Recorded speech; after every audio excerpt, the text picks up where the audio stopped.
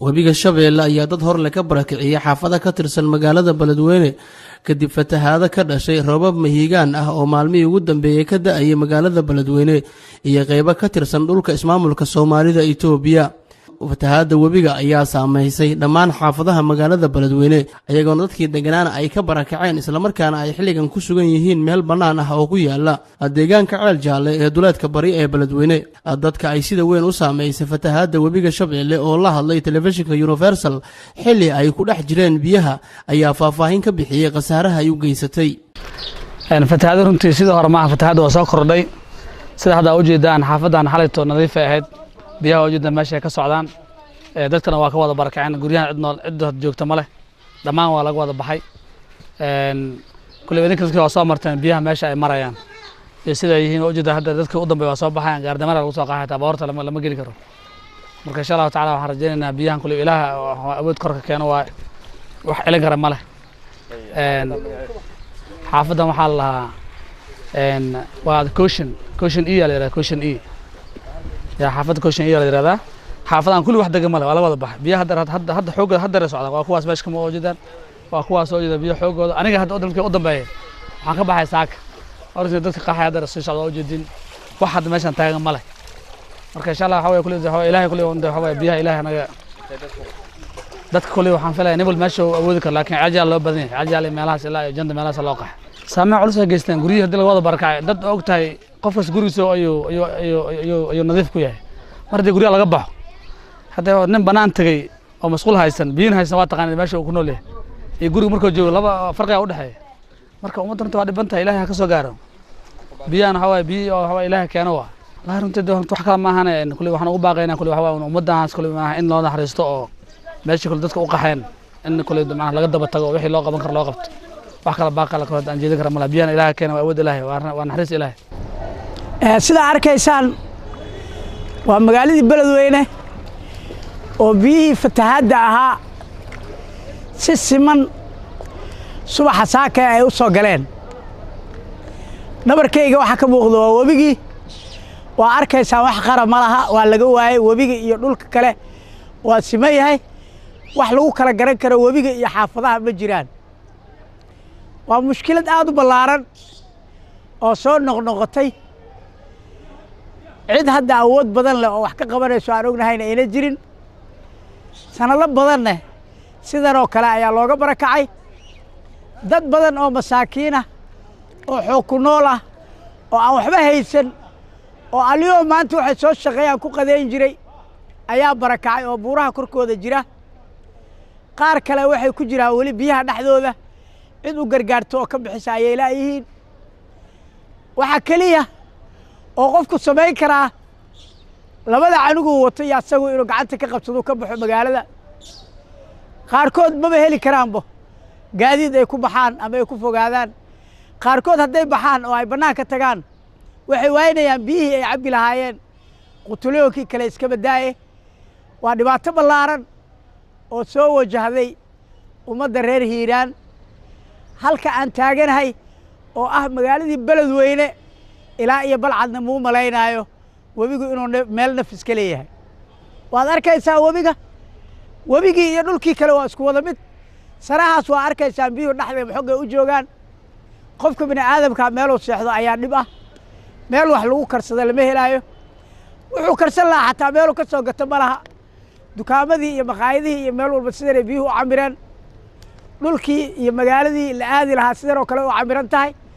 dadka raba inay nastaan oo meel fadhiistaan meel ay fadhiistaan ma laha waa mushkilad joogto u noqotay gobolka Hiiraan waa mushkilad u baahan in la yiraahdo maxaa koos gareeyay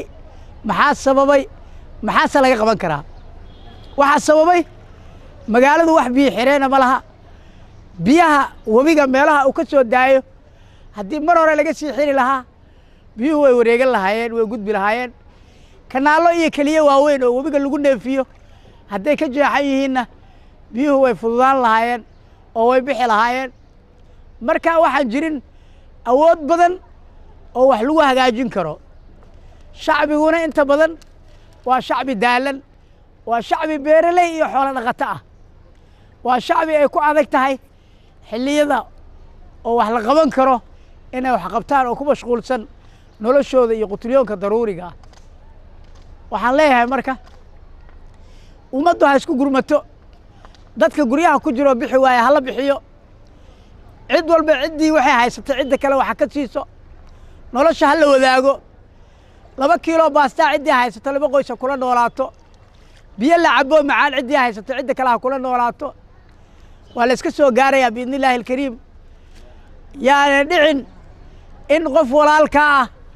oo baahan ama ooman oo kugu ag dhintay ay dhicin cid kasta oo muslima oo Soomaali ah oo magaaladan degan oo aan waxba haysan ha la caawiyo ha la siiyo biyo ha la siiyo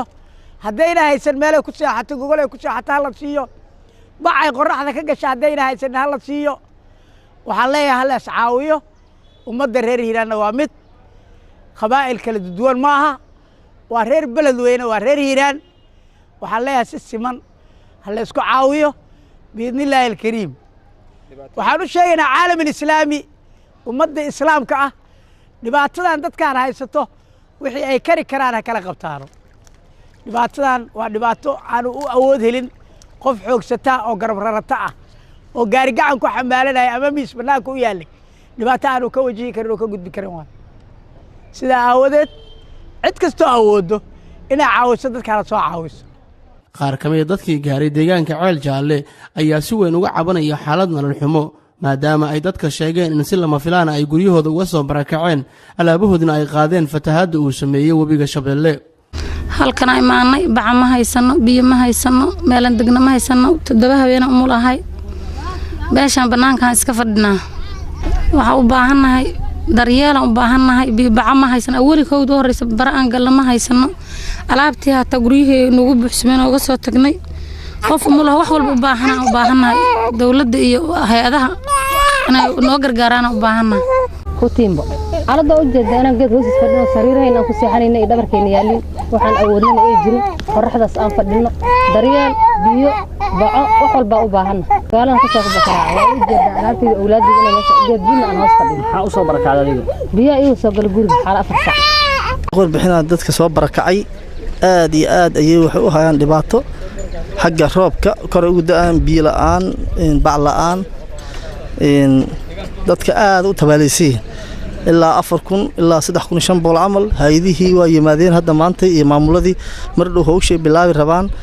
دولها إدم دد وتباليسن دد أتاس غيره أو كل أنت واجران أو برابك كره الدلي fatahaadda webiga Shabeelle ayaa u muuqata mid weli sii socota iyadoon ay barakacinayso dad hor leh isla markaana ay gaarayso deegaano aysan biyuhu hore u gaarin waxaana ay u muuqdaan biyuhu hadday sidan ku sii socdaan in guud ahaan laga barakaci doono magaalada Beledweyne tan iyo markii ay bilaabatay fatahaadda webiga Shabeelle isla markaana dadka ay bilaabeen in magaalada ay isaga barakacaan oo ku beegneed 12 bisha Abriil ayna ku jirno ayaanan jirin wax kaalmo gargaar bini'aadanimo ah oo la gaarsiiyay dadkii ka barakacay magaalada Beledweyne ee gaaray duleedka magaalada Maxamed Cusmaan Makaraan telefishinka Universal Beledweyne